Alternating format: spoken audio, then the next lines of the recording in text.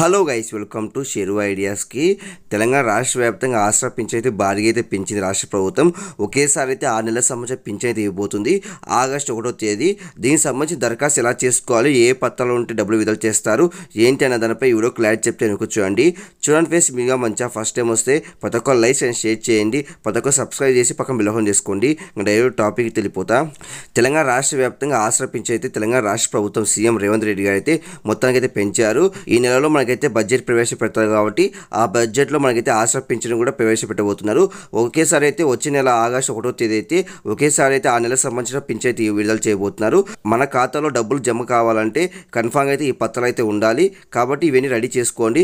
మీ Aadhaar card, మీ ration card, మీ bank account, ఈ 3 పత్రాలు ready చేసుకోండి.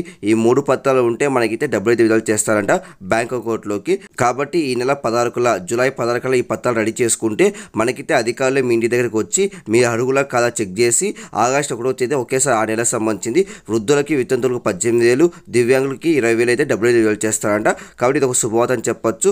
కాబట్టి మొత్తానికి అయితే ఆ పత్రాలు అయితే రెడీ చేసుకోండి జూలై 16 కల్లా.